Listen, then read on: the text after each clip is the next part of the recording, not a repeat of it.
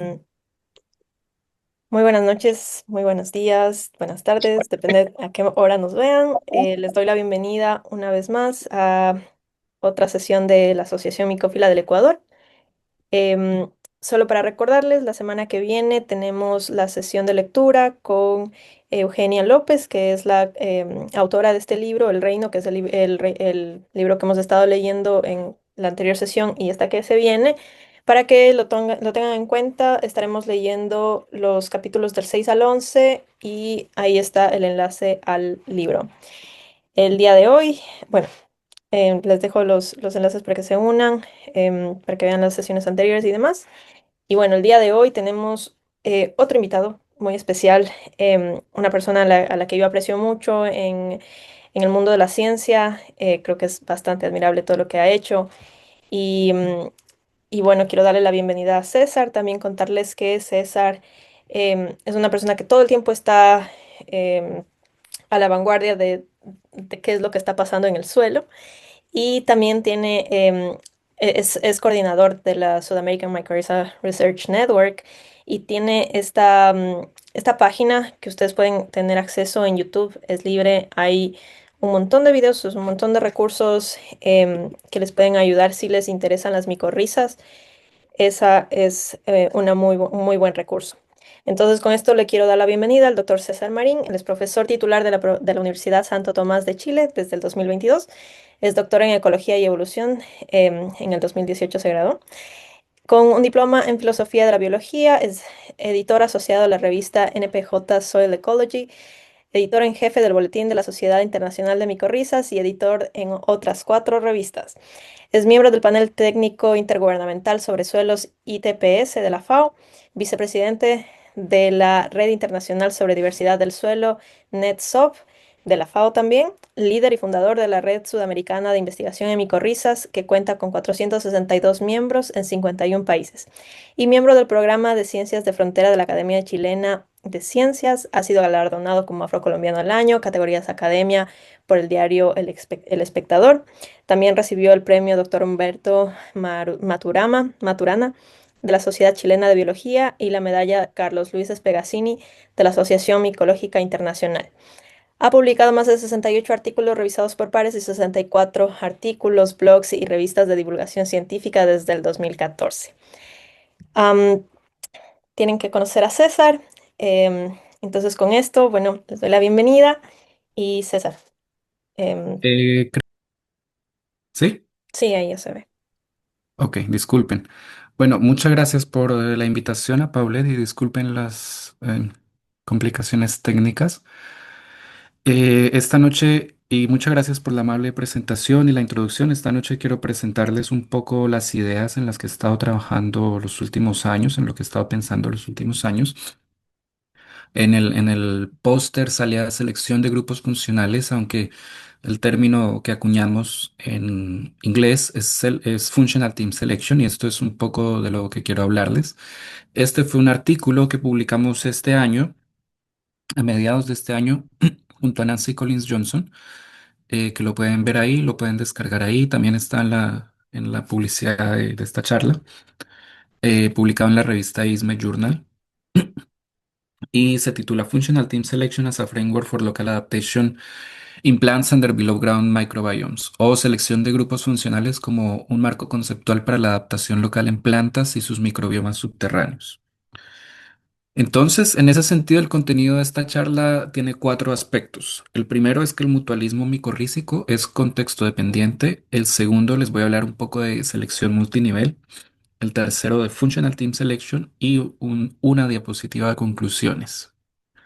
Eh, entonces, para empezar, dejar súper claro que el mutualismo micorrícico es contexto dependiente. Le preguntaba a Paulette sobre el tipo de público que hay, y me decía que es variado, y en ese sentido es necesario empezar entonces con definir qué es una micorriza. Una micorriza es una asociación simbiótica entre hongos del suelo y raíces de las plantas. César, no sé si le estás pasando de diapositivas porque se quedó como en la primera. Ah, chuta. Oh, qué problema. Sí, estoy pasando. A ver, eh, déjame intentarlo Otra vez.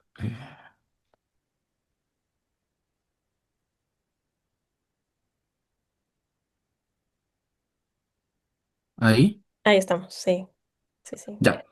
Entonces, una micorriza es una asociación entre hongos del suelo y raíces de la planta donde hay un intercambio de productos de la fotosíntesis por parte de la planta al hongo y nutrientes como nitrógeno y fósforo y cationes del hongo a la planta, pero además protección contra estrés biótico y abiótico. Bueno, valga recalcar que esta simbiosis es muy importante ya que está presente en el 86% de las plantas terrestres, forman esta simbiosis micorrícica, incluyendo aproximadamente el 95% de todos los cultivos y en esta figura pueden ver eh, que muchas familias, ¿cierto? De plantas forman este tipo de simbiosis. Además, se sabe que los hongos micorrízicos, particularmente los hongos micorrízicos arbusculares, evolucionaron simultáneamente con las plantas hace unos 407 millones de años, o 400, entre hace 407 a 460 millones de años. De hecho, el fósil más antiguo de una espora de estos hongos es aún más antiguo que el primer fósil de raíces. Y lo que se ha hipotetizado es que las raíces son una respuesta funcional de las plantas hacia la asociación con estos hongos micorrízicos.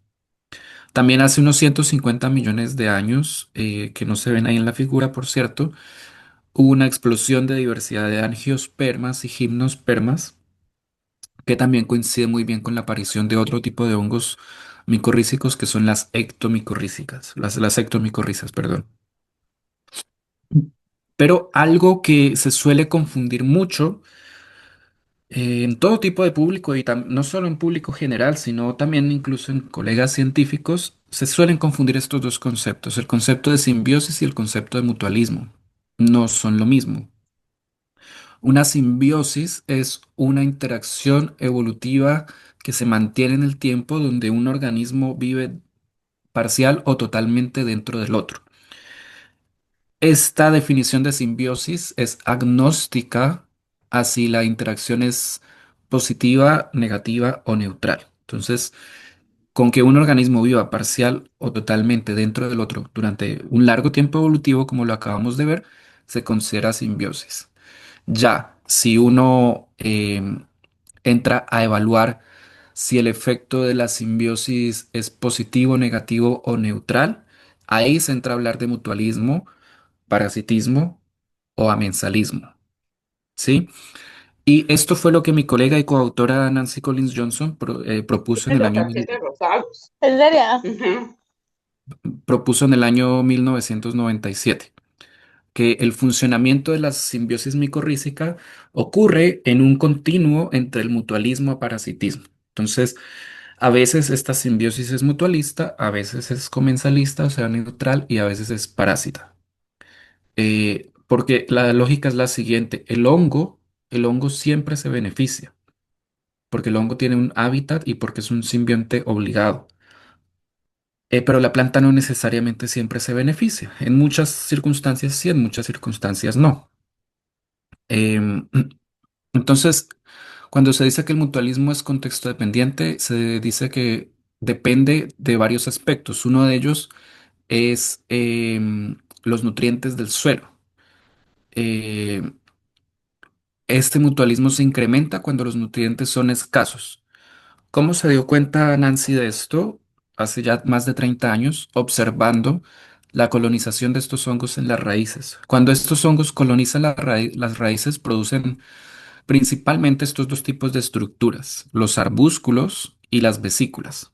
Los arbúsculos son como tal donde ocurre el intercambio de nutrientes, donde la planta pasa carbono al hongo y el hongo pasa nitrógeno y fósforo principalmente a la planta.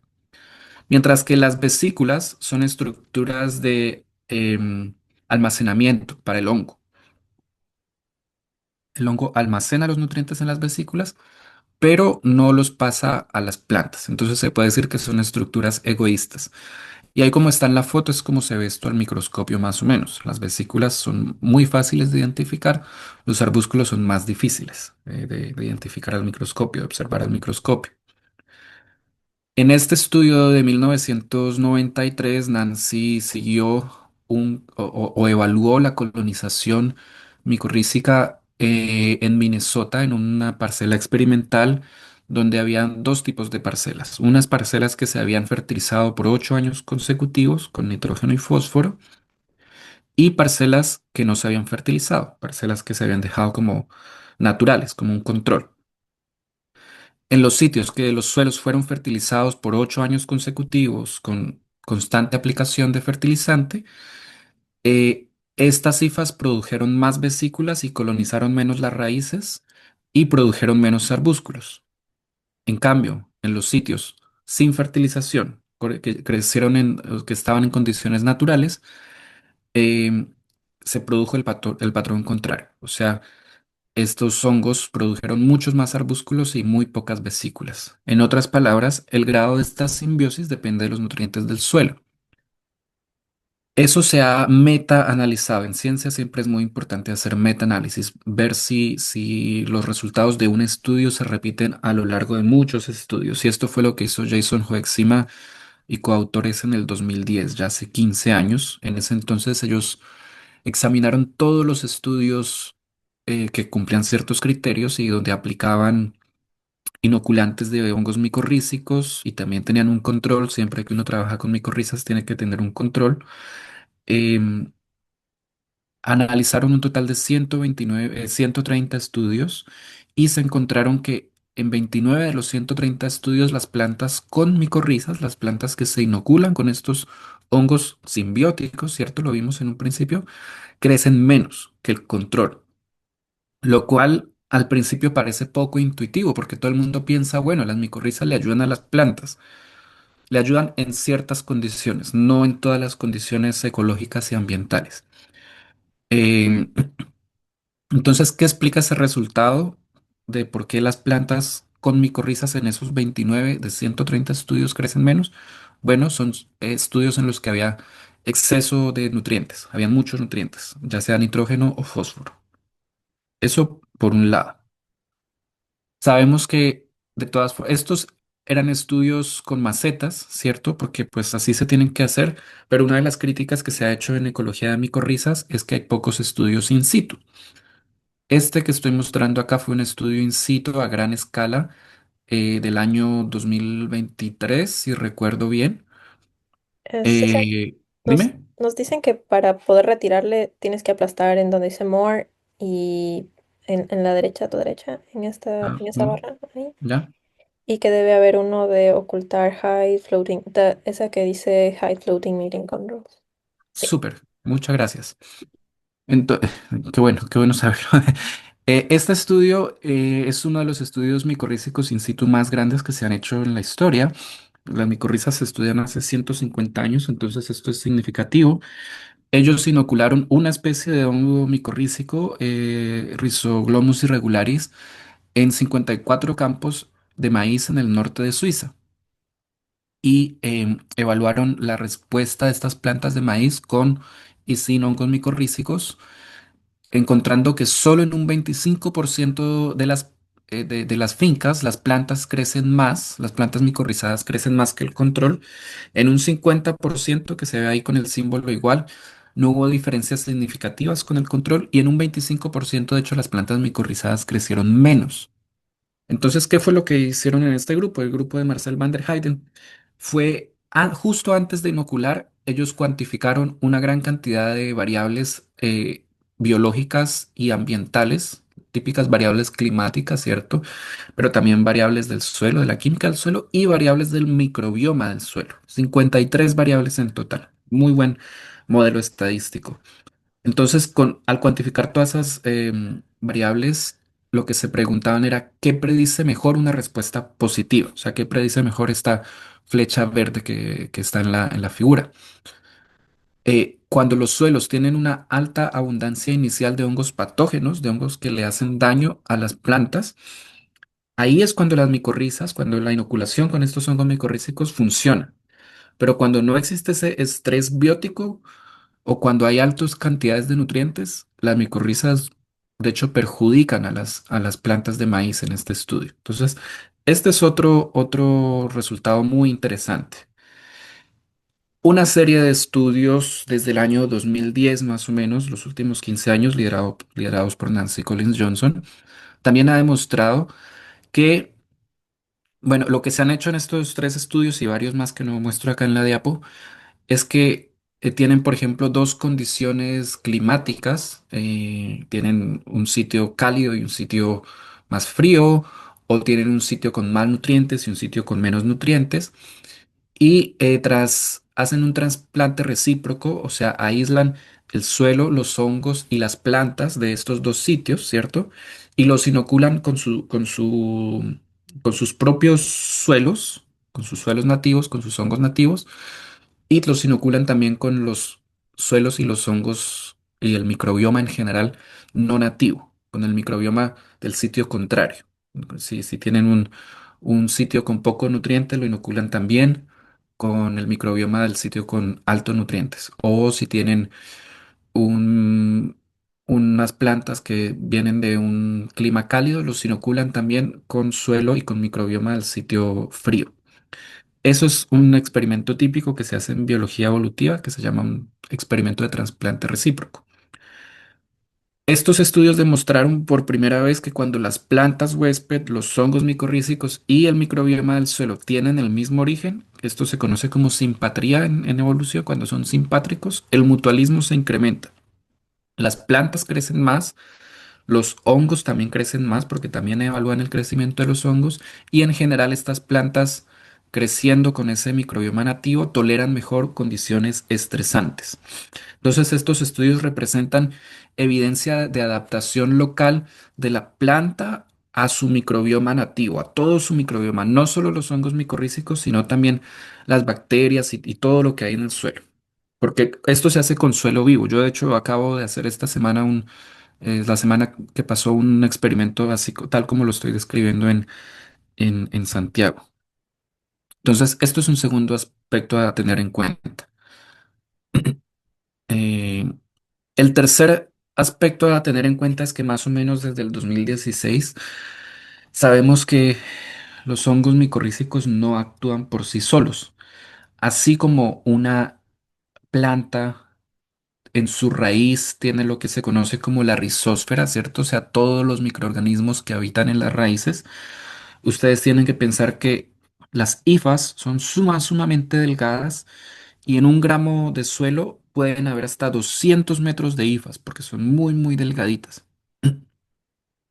Y todo el que sepa algo de microbiología sabe que cualquier superficie es hábitat para los microorganismos. Entonces, por supuesto que en las hifas, en la superficie de las hifas, también habitan microorganismos, pero esto era relativamente desconocido hasta hace menos de 10 años. Sin embargo, muchos grupos de investigación alrededor del mundo han empezado a investigar eh, el microbioma de las hifas de los hongos. Y por ejemplo, este estudio en China encontró que las bacterias de la hifósfera, o sea, a esta superficie de las hifas se le conoce como la hifósfera, estas bacterias de la hifósfera mineralizan el fósforo. Y también se ha visto en otros estudios que también mineralizan el nitrógeno. Y de hecho, estos hongos, los hongos micorrízicos, no son capaces de producir la fosfatasa, que es la enzima responsable de degradar el fósforo. Sin embargo, toda la vida, o por ya 50 años, no toda la vida, pero por 50 años se sabe que estos hongos son fundamentales en la nutrición del fósforo. Entonces, la gran pregunta, la gran incógnita siempre era, bueno, pero si son tan importantes para la nutrición del fósforo, para pasarle fósforo a las plantas, ¿cómo es que no tienen fosfatasa? ¿Cómo es que no son capaces de degradar el fósforo?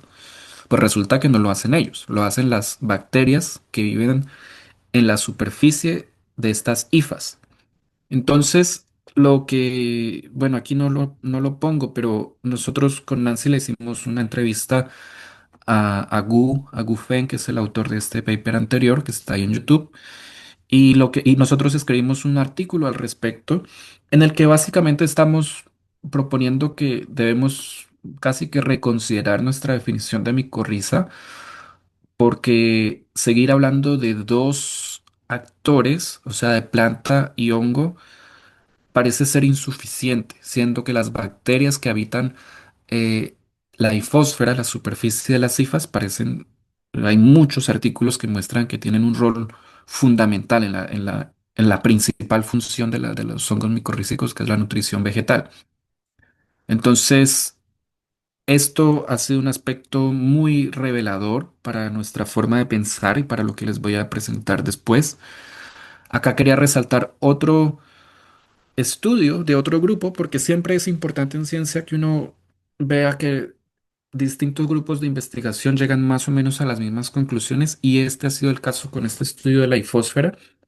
En este estudio ellos separaron los tres posibles componentes de forma experimental, los manipularon, es un experimento manipulativo. Entonces separaron eh, las plantas, el huésped, separaron los hongos micorrízicos y separaron las bacterias que viven en las hifas de estos hongos micorrízicos. Cuando inocularon las plantas solo con los hongos, pero sin las bacterias de las hifas, encontraron que esta simbiosis no era funcional, no se aportaba nutrientes a a la planta, mientras que cuando estaban los tres componentes juntos, la planta, el hongo y las bacterias que viven en las hifas del hongo, ahí sí, ahí sí estaba funcionando realmente la micorriza. Por eso ahí subrayo que ellos concluyen que nuestros resultados resaltan que los hongos micorrízicos arbusculares no funcionan en aislamiento, o sea, en aislamiento de estas bacterias, y que el simbionte planta micorrízica puede reclutar bacterias benéficas que soporten esta simbiosis. Entonces, eso es una conclusión monumental y que debiera un poco cambiarnos la forma en la que pensamos cómo son las interacciones ecológicas. Entonces, para concluir esta parte, son varios aspectos. Para resaltar y reiterar, el mutualismo micorrízico es contexto dependiente, depende de los nutrientes del suelo. Cuando hay condiciones limitantes, cuando hay pocos nutrientes, en particular poco fósforo y también poco nitrógeno, ahí es cuando cuando estos hongos micorrízicos se comportan de una forma más mutualista. Pero cuando hay condiciones de exceso de estos nutrientes, eh, se comportan, pueden ser como comensalistas, o sea, no tienen ningún efecto, o incluso pueden tener un comportamiento parasítico, como lo vimos en en el metaanálisis y en el estudio que les mostré. El mutualismo en las micorrizas también depende del microbioma del suelo, o sea, depende de las interacciones bióticas. Cuando hay enemigos de las plantas, como los patógenos, ¿cierto? Ahí también parece que los hongos micorrízicos son más buena onda, le aportan más al crecimiento de las plantas. En otras palabras, el mutualismo se incrementa o se aumenta en condiciones estresantes, ya sea que haya limitación de nutrientes o ya sea que haya un estrés biótico o abiótico. Pero si las condiciones son lujosas, ahí no se espera el mutualismo micorrízico. También se aumenta bajo condiciones simpátricas. Y para recordar, simpátrica es planta nativa con hongo nativo, ¿cierto? Ahí uno espera que haya mutualismo micorrízico. Pero si tengo una condición alopátrica, o sea, planta nativa con microbioma no nativo, que sea de otro lado, ahí yo no esperaría mutualismo. Y este mutualismo es altamente dependiente del microbioma de la hifósfera. Entonces, esta es la primera parte de la presentación. Segundo, quiero hablarles un poco de selección multinivel.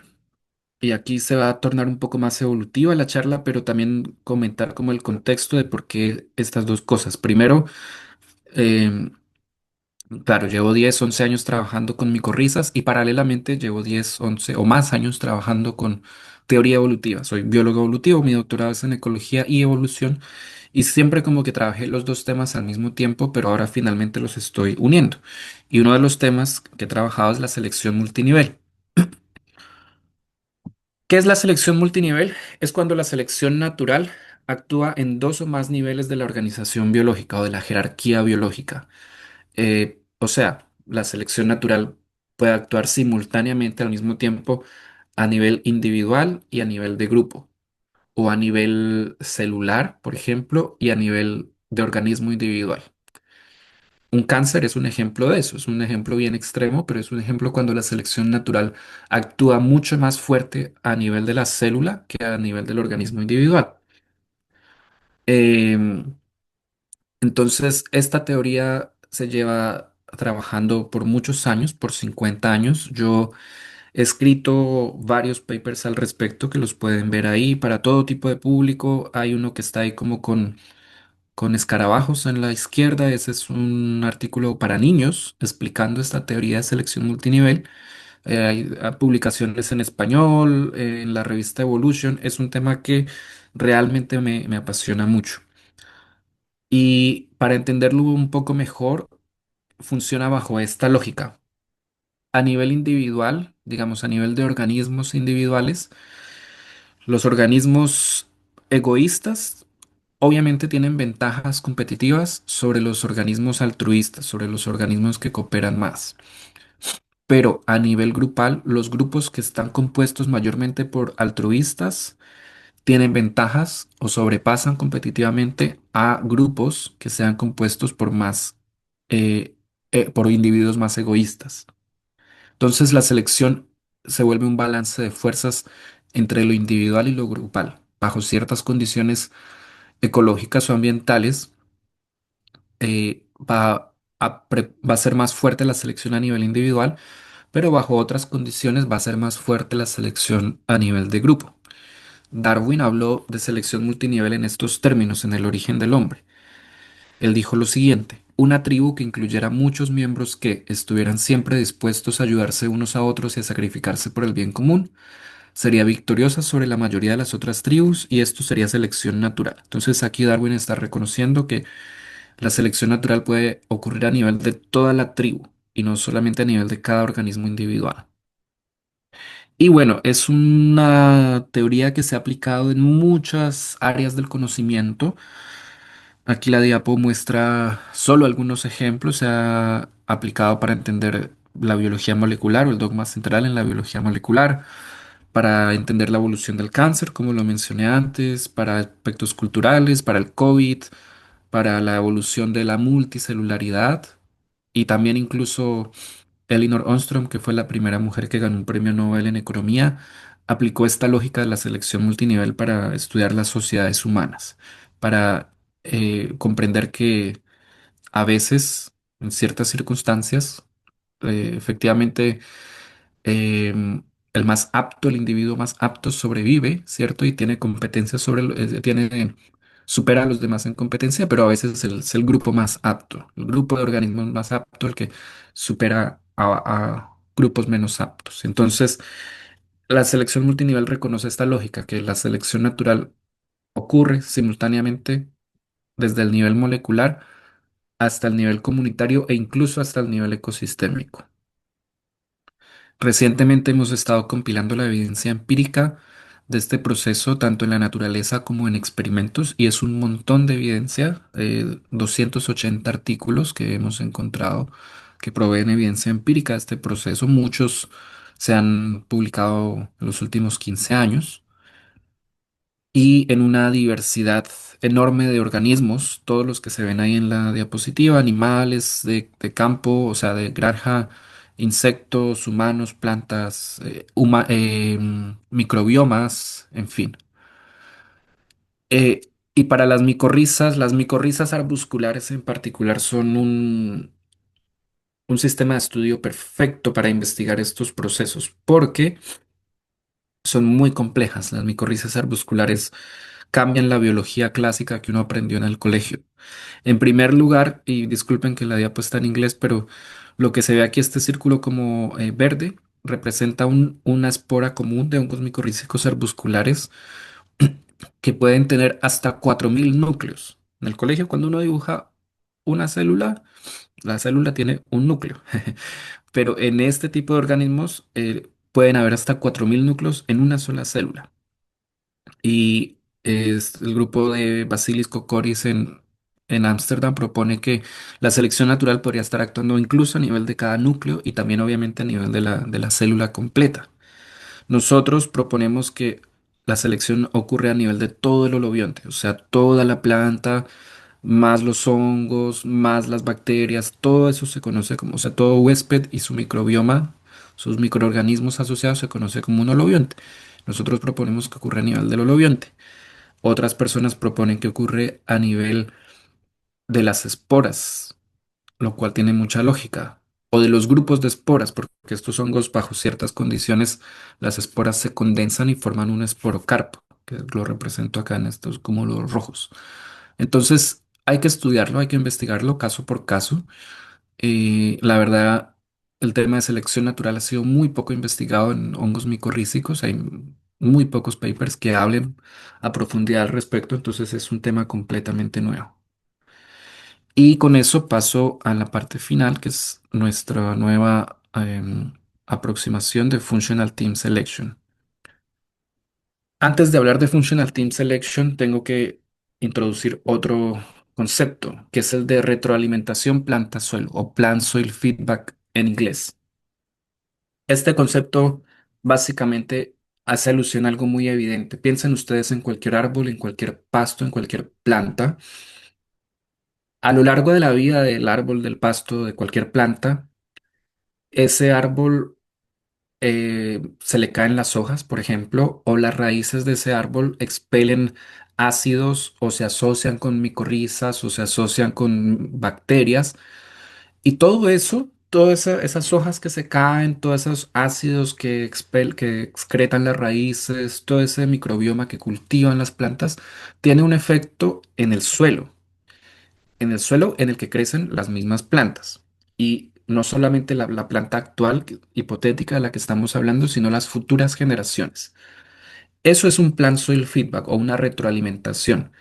Las plantas son un sistema de estudio fascinante por eso, porque es muy evidente el efecto, como ellas mismas modifican el ambiente, ¿cierto? Uno en ecología siempre, la pregunta clásica en ecología siempre es cómo el ambiente explica la diversidad y las poblaciones y cómo el ambiente explica los organismos, pero en este caso estamos pensando cómo los organismos modifican su propio ambiente. Entonces, eso es un plan soil feedback o retroalimentación planta-suelo que puede ser negativo, es decir, que todas esas hojas y todos esos ácidos que excretan las raíces afectan negativamente a la misma planta y a las futuras generaciones de descendientes, o puede ser positivo. Entonces, por muchos años, desde el 1997, se han producido miles de papers tratando de entender estos plant soil feedbacks, tratando de entenderlos más desde una perspectiva ecológica. Muy recientemente nosotros dijimos en este artículo que sale ahí que esto es un ejemplo perfecto de construcción de nicho. Nicho en ecología es un concepto muy utilizado, el nicho ecológico, em, y acá son las plantas construyendo su propio nicho. Entonces, lo que pretendemos con Functional Team Selection es tratar de entender bajo qué condiciones se produce o tratar de predecir qué potencia o qué lleva a un plan soil feedback positivo. O sea, que las plantas tengan un efecto positivo, afecten su suelo de tal forma que la misma planta y las futuras generaciones de esa especie tengan beneficios, tengan un efecto positivo sobre sí mismas y sobre las futuras generaciones. Eh, entonces, este paper nos costó mucho sacarlo adelante porque acá, para nosotros, la ecología clásica, que habla de interacciones de dos actores, es insuficiente. Acá lo que tenemos es realmente un sistema complejo, donde hay literalmente trillones de actores interactuando al mismo tiempo. Eucariontes, procariontes, virus, y todo esto componen lo que se denomina el holobionte. Eh, y este marco conceptual también encapsula muchos temas en los que hay fuerte literatura como transferencia horizontal de genes, adaptación mediada por el microbioma, construcción de nichos, selección multinivel y varios otros temas. Entonces, por eso costó tanto sacarlo adelante, que se publicara, porque realmente en ciencia la gente tiende a ser muy especialista, se tienden a especializar en cada uno de estos temas, pero este es un concepto más holístico. ¿Y qué es lo que propone Functional Team Selection? Que tal como lo vimos al inicio, cuando les hablaba de que el mutualismo es contexto dependiente, Acá proponemos que en condiciones limitantes o estresantes se forma lo que nosotros denominamos un grupo funcional. Con el tiempo, en el transcurso de vida de una sola planta, como se ve aquí en la figura, lentamente las plantas van reclutando estos microbiomas que les son benéficos y que forman un equipo funcional. ¿Y qué es un equipo funcional? Aquellos microorganismos que le ayudan a la planta a adaptarse a su propio ambiente. Eso se define como un equipo funcional. Cuando hay condiciones lujosas en el suelo, cuando hay exceso de recursos y cuando no hay o cuando no hay ningún tipo de estrés biótico o abiótico, hay dos opciones: que no se forme ningún equipo funcional o grupo funcional, o que incluso se forme un equipo o grupo disfuncional, o sea, que sea perjudicial para la planta. Y eso se va acumulando en el tiempo. Eh, entonces, para formar un equipo funcional y para tener un plan soil feedback positivo, o sea que una retroalimentación planta-suelo positiva, hay cuatro requisitos. Primero, que haya una fuerza selectiva, o sea que haya un recurso limitante, un estrés abiótico o biótico. Segundo, que haya constitución del huésped, y esto quiere decir que la planta eh, tenga las formas de reclutar ciertos microorganismos, porque no todas las plantas pueden reclutar microorganismos benéficos, y esto se hace mediante exudados de raíces, por ejemplo. Ciertos ácidos que exudan las raíces pueden reclutar estos microorganismos y eso se ha investigado muy bien. O también mediante la velocidad en la que crecen y mueren las raíces finas. También es uno de estos mecanismos de constitución del huésped. El tercer requisito es que haya suficiente diversidad microbiana para empezar, o sea, que haya suficientes microorganismos en el suelo para reclutar. Y el cuarto es que pase el suficiente tiempo. Entonces, si se cumplen estos cuatro requisitos, habría un equipo funcional y habría un plan soil feedback positivo.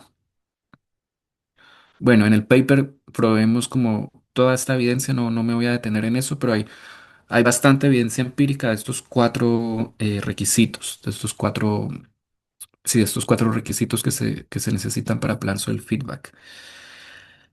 Y acá simplemente mostrar que, em, bueno, disculpen esto, lo voy a saltar porque no, no se me va acabando el tiempo, pero mostrar que estos estudios de Nancy en Arizona demuestran que cuando las plantas in situ, y por eso muestro las fotos, porque para que vean que son experimentos que se hicieron en terreno, en el campo, cuando estas plantas crecen con su microbioma nativo, no solo los hongos aislados, sino el suelo vivo completo, y se trasladan, por ejemplo, a un sitio más cálido y más seco, soportan mejor ese sitio más cálido y más seco que cuando crecen con un microbioma no nativo. Y particularmente pasa eso cuando van a un sitio más estresante. Cuando van a un sitio de condiciones no estresantes, no importa si crecen con un microbioma nativo o con un microbioma no nativo. Particularmente ese estrés, como puede ser una mayor temperatura, es donde el microbioma nativo sí importa. Y fue un experimento de 3 años. Entonces, acá mencionar que hay suficiente evidencia empírica de esto. Del otro que quería mostrar evidencia es de que las plantas efectivamente reclutan su microbioma. De nuevo, no todas las plantas, ciertas especies. Em, este estudio, la gráfica A, y ya voy a terminar, la gráfica A, este fue un estudio en sorgo donde secuenciaron las raíces del sorgo a las 4, 8 y 12 semanas, que son los puntos azules, morados y verdes.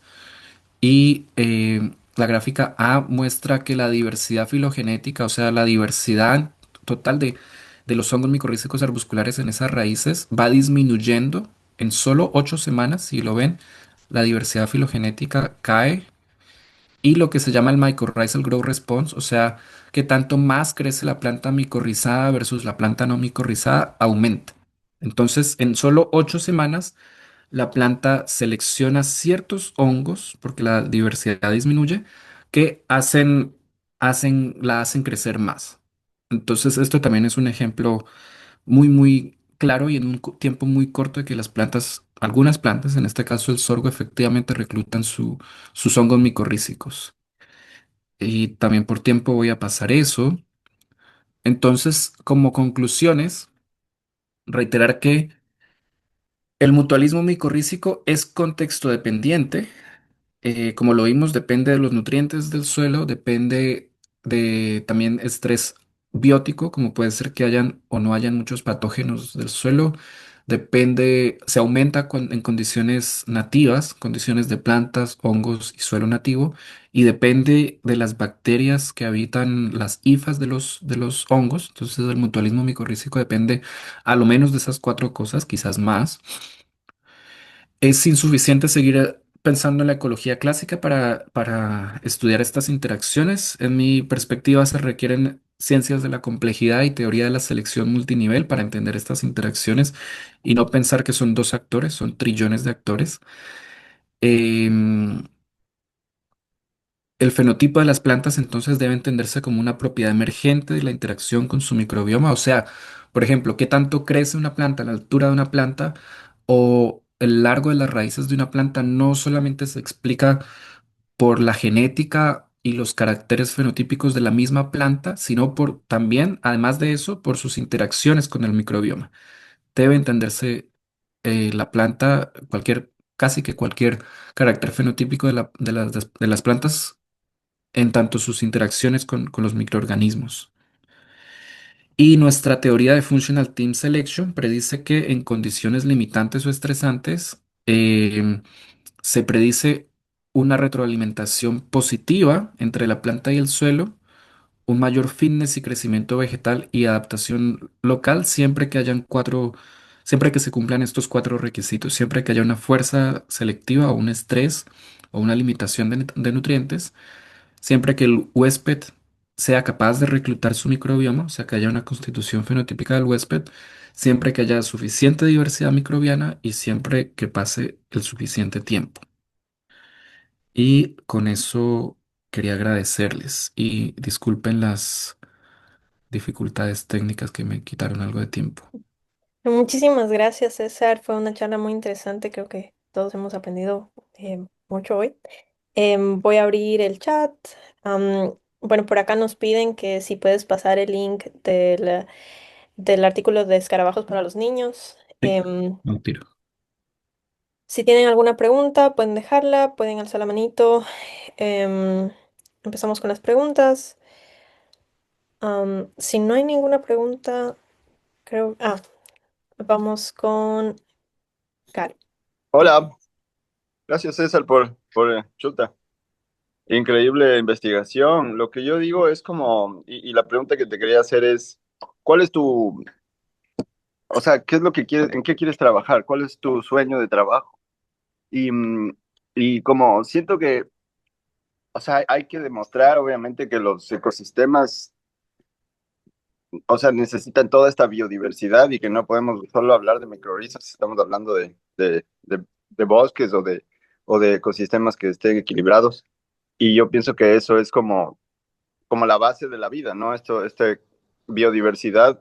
Y yo también siento que esa teoría que estás sacando es, es porque los árboles maduros, por ejemplo, los árboles grandes, generan esta deficiencia para los árboles más pequeños cuando están muy cerca, digamos, porque de la misma especie. Por eso es que hay estas a veces deficiencias.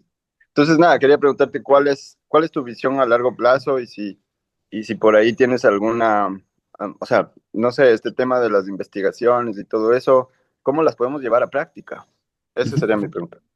Ya, bueno, sí, son dos preguntas. La visión a mediano y a largo plazo respecto a Functional Team Selection es, y creo que ya estamos trabajando un poco para ello, reunir a los muchos expertos a nivel global que hay sobre el tema que mencioné al final, que es Plan Soil Feedback o retroalimentación planta-suelo. Hay mucha gente muy capaz en todo el mundo y hacerles ver este Functional Team Selection, porque lo han trabajado desde la ecología y desde incluso la biología molecular muy bien, pero, y lo mencioné en la charla, como hay especialización en la ciencia.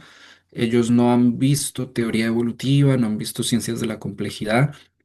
Entonces, E.O. Wilson, que era mi biólogo favorito, falleció en el 2021. Él tiene un libro que se llama Consiliencia, y en Consiliencia el subtítulo es Unidad del Conocimiento. Entonces, ese es mi sueño, como llegar a una unidad del conocimiento a los que nos, para las personas que nos dedicamos a esto, terminar un poco con las fronteras de las disciplinas y entender que se necesitan múltiples perspectivas para investigar los mismos fenómenos. El Santa Fe Institute lo ha hecho y ha dado varios premios Nobel haciendo eso, pero el Santa Fe Institute es muy reciente, surgió en los años 80, entonces no existe una tradición de multidisciplinariedad y de romper las barreras de las disciplinas.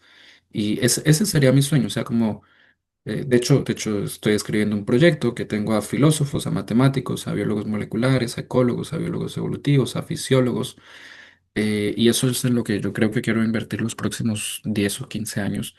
eh, en otras palabras, hacer una síntesis de estas distintas áreas del conocimiento para entender los holobiontes. El otro sueño es que ya dejemos de tenerle miedo a conceptos como ese, como el holobionte.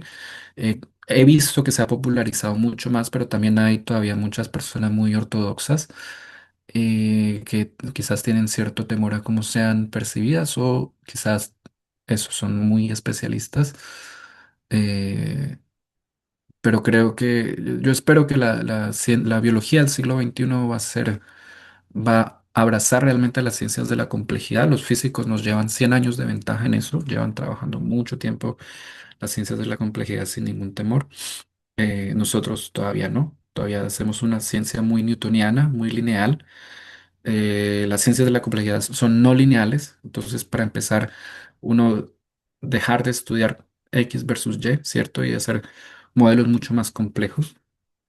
Aplicaciones directas, sí, o sea, sabemos,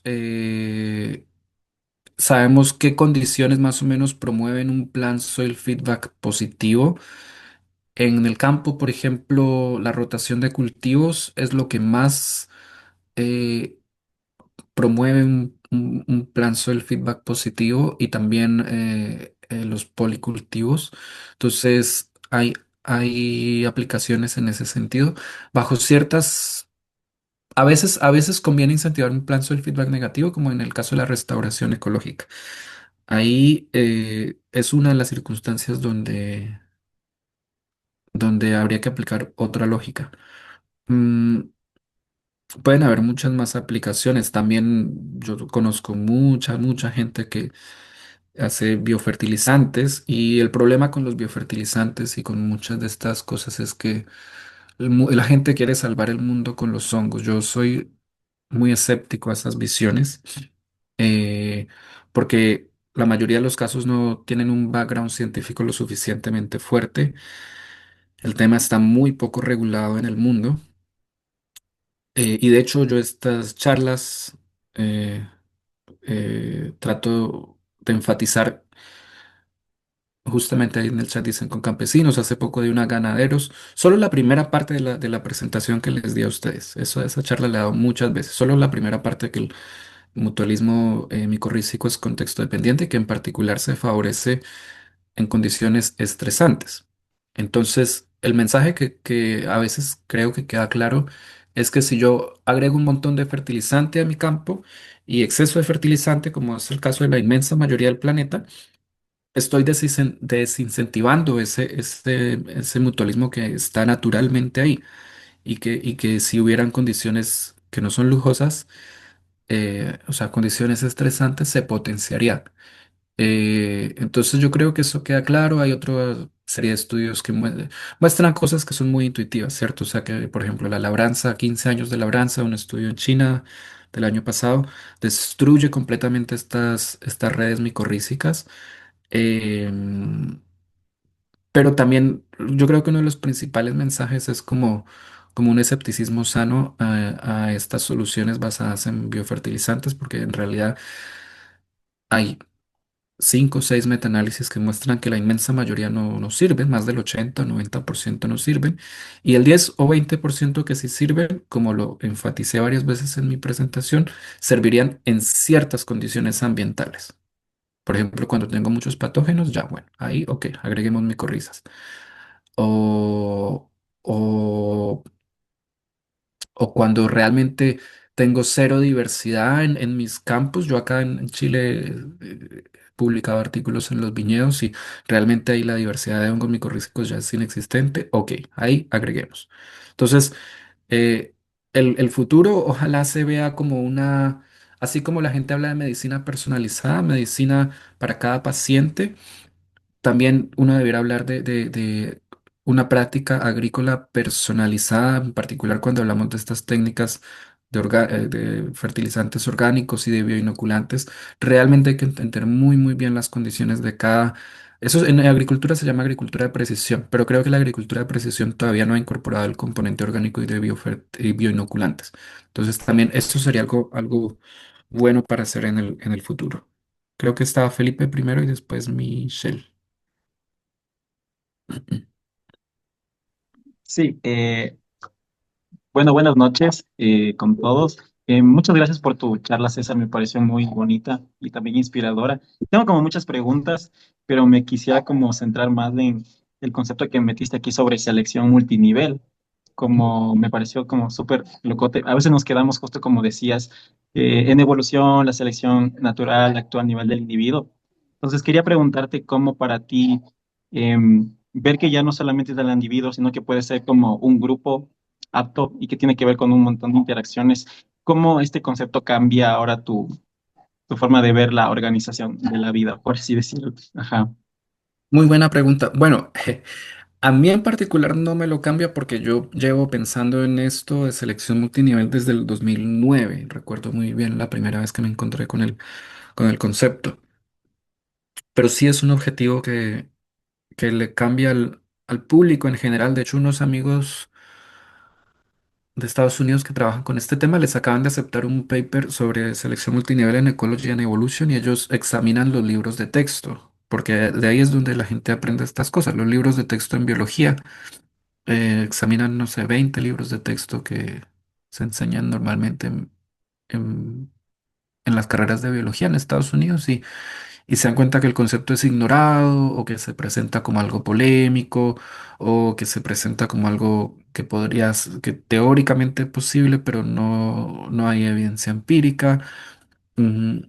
Y hay mucha evidencia empírica. Entonces, mi objetivo a mediano, a corto plazo, perdón, es publicar eso que les mostré, que hay mucha evidencia empírica, casi 300 artículos para dar ese mensaje al mundo, porque esto se lleva hablando 60 años, son los primeros debates al respecto, surgieron en el 62 y los biólogos somos buenos para debatir y debatir sobre lo mismo. Entonces, mi principal preocupación ha sido mostrar que además de que es conceptualmente muy factible, y hay también un montón de modelos matemáticos y de genética cuantitativa, que yo en eso no me manejo, pero hay mucho. También hay mucha evidencia empírica, muy tangible, muy real, ¿cierto? Y ya superar esa fase. Yo creo que la biología ha sido reduccionista todo el siglo XX. Había un biólogo en los 30 que vio las cosas de una forma mucho más desde las ciencias de la complejidad, que era Sewall Wright. Wright, desde el inicio, él habló de la epístasis, por ejemplo, o sea, de que las interacciones de los genes explican los caracteres fenotípicos. No es que un gen explique un carácter, sino interacciones complejas de genes explican muchos caracteres fenotípicos al mismo tiempo.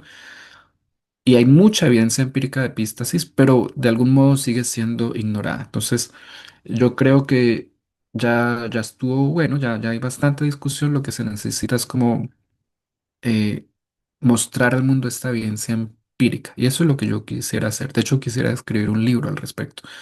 Eh, Porque es muy evidente cuando tú la ves, cuando la lees, yo esos 280 artículos me los leí completos, ahí te cambia realmente la forma de pensar. O sea, lo empieza, se ven muchas cosas y bueno, obviamente no se trata de realzar los 280 artículos, pero sí hay como casos muy emblemáticos, muy significativos que darían una buena imagen. Entonces yo creo que ahora la labor de los que nos dedicamos a esto es más educativa y de cómo se enseñan estas cosas y de lo que los mismos biólogos aprenden para las futuras generaciones. Creo que Felipe tenía la mano alzada. Ah, no, Michelle, perdón. César, ¿cómo estás? Buenas noches. Sí, Hola, Michelle, buenas mucho noches. gusto. Quería agradecerte por tu charla, muy buena. O sea, me ampliaste el conocimiento y tengo una curiosidad y por ello la mano. Y una duda también. Ujú. Y una, verás, vamos primero por la consulta.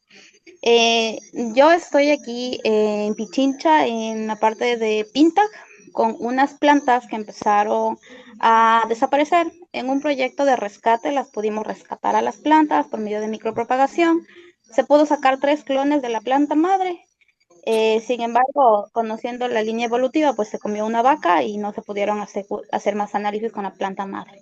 Tuvimos el éxito de 3 clones y 70 especies, o sea, 70, sí, 70 plantitas, pero eso se lo hizo con variabilidad genética de las semillas.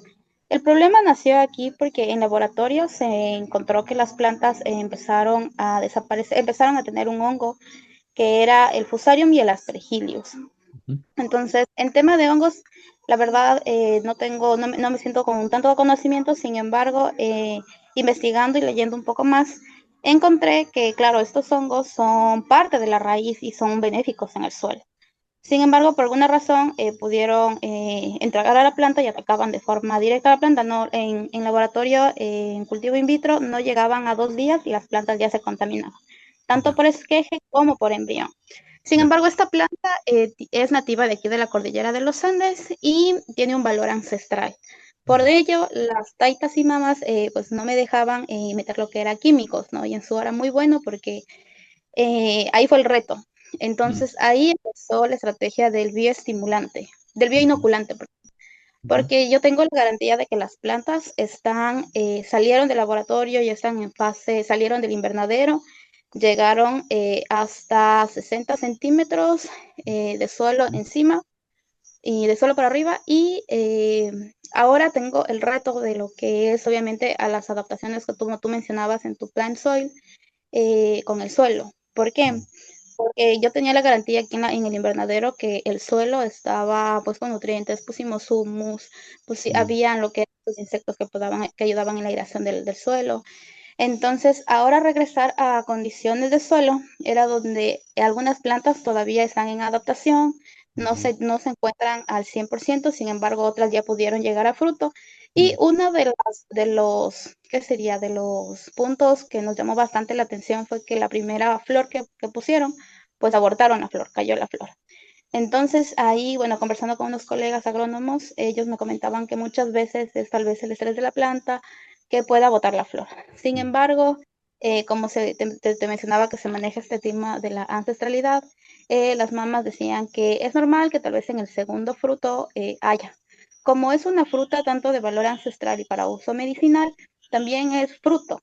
Mm, Entonces, ahí es donde tengo esta alarma y se apega a la seguridad alimentaria, mm, es que este proyecto salía enfocado en agricultura regenerativa. Si nos apegamos al lado orgánico, sin embargo, la transición agroecológica del suelo es donde yo le vi ahí la solución de un bioinoculante. Sin mm, embargo, quería hacerte a ti la consulta, pues tú también mencionas que cuando hay este mutualismo, en mm. tanto a la raíz con el suelo, se puede llegar a tener como, creería yo, como un factor un poco multidisciplinario que pueda ayudarle tanto a la raíz que la planta Sí, tiene su origen, pero lo pensaba bueno, ahí es la consulta. ¿Tú qué crees de esta sí, posible sí, solución? buena. Veo por dónde va tu consulta. Es difícil, hay varios temas. Mira, yo me tocó evaluar acá en Chile una tesis de magíster o doctorado, creo que era doctorado de la Universidad de Concepción y ellos, la estudiante quería hacer restauración del Toromiro, El toromiro es una planta muy, muy importante.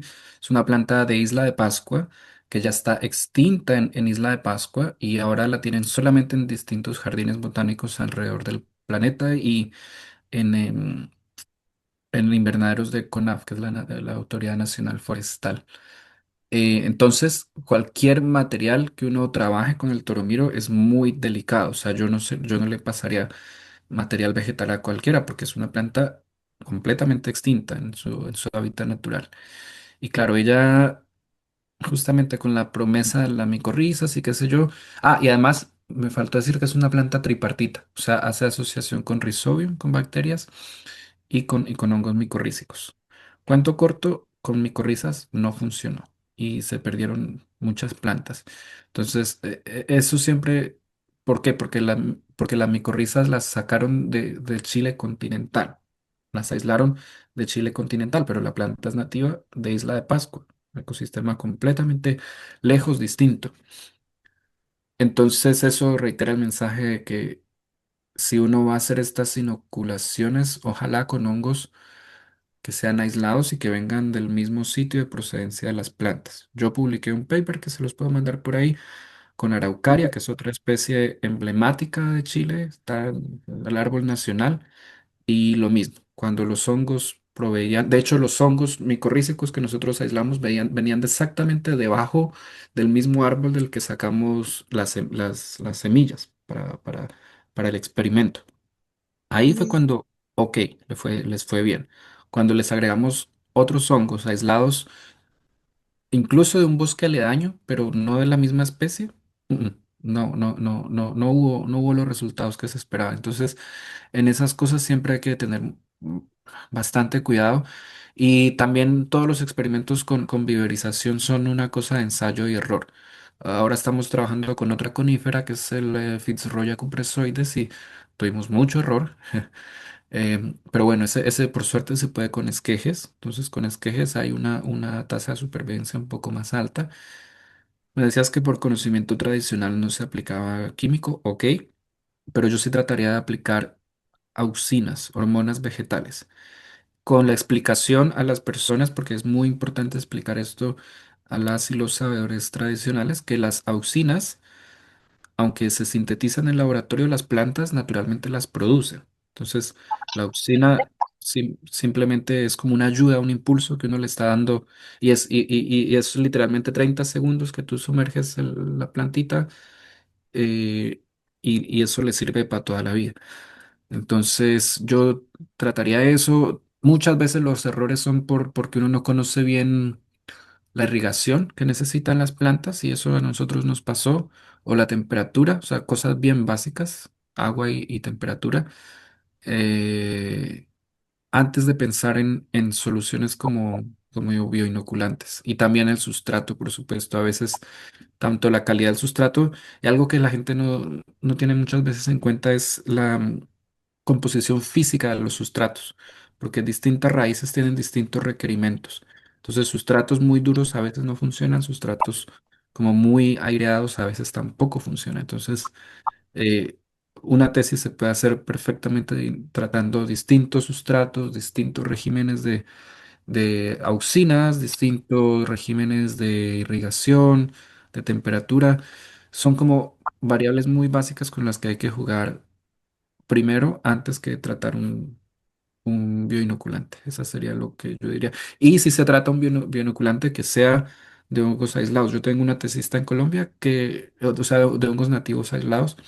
Jessica, ella está enseñándole a los agricultores a sembrar su maíz y enseñándoles a ellos a producir micorrizas que sean capaces de ellos mismos sacarlas de la finca, de su propia tierra.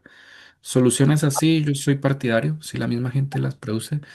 De resto, y en particular para restauración, y muy particularmente para restauración de especies en riesgo, sería muy poco recomendable inocular cualquier cosa, ¿no?